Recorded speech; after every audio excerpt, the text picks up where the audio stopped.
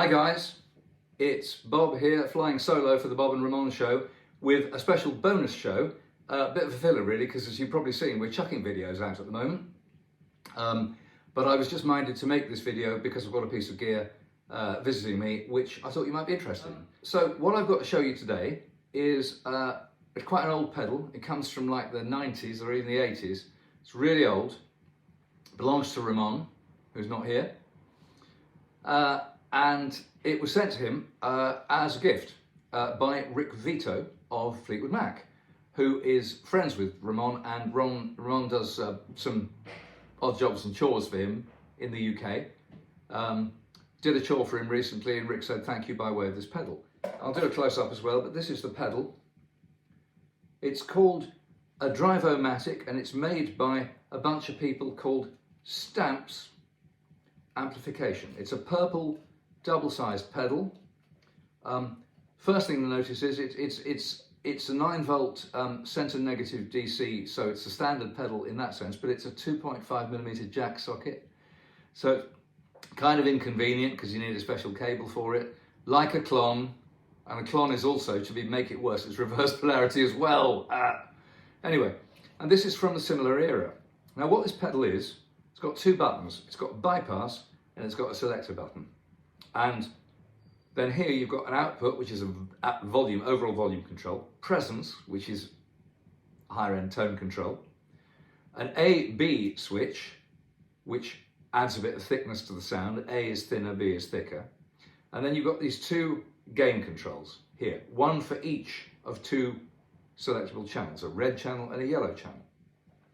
As you might imagine, the yellow channel tends to be a little more moderate. So when I was playing just then, it was originally just the guitar into my deluxe reverb. And by the way, I'm using really standard gear. This is a Mexican Strat, so nothing fancy going on here, except for Mark Foley's pickups, which are pretty fantastic.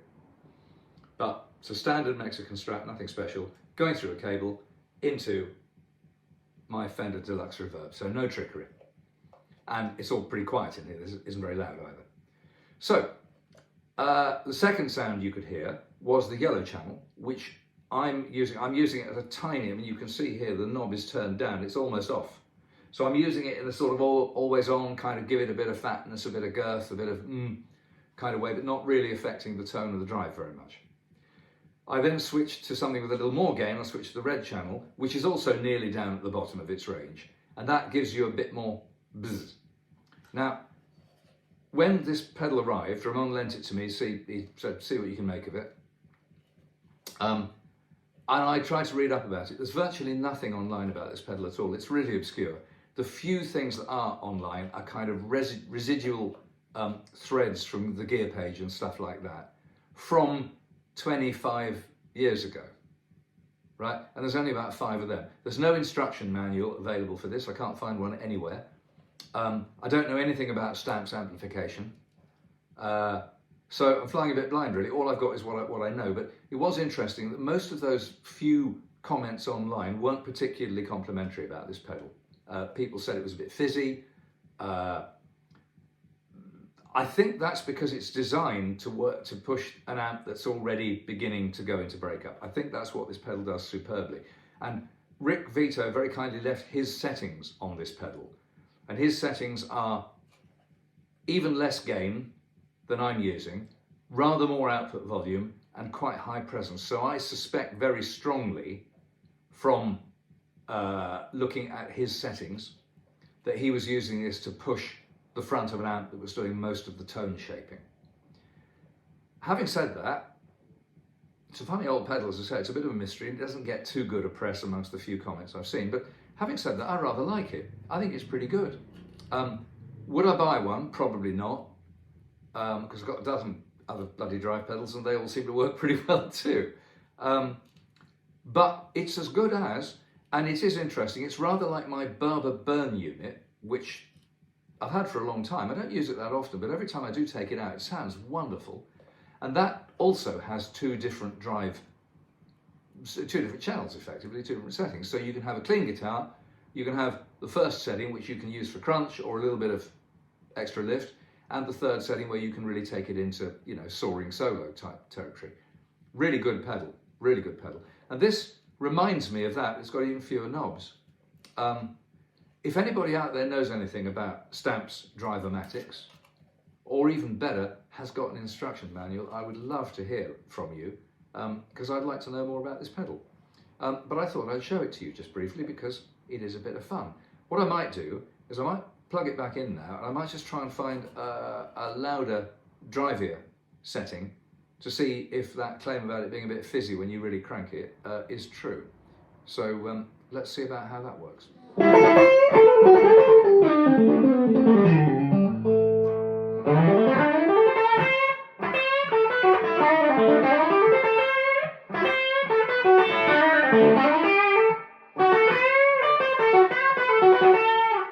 So that's it with the red channel at about halfway gain, more or less at noon. I'm going to take the output volume down a bit. I'm going to take it really right up, almost to full gain, just see what happens. It could be very screamy, I don't know.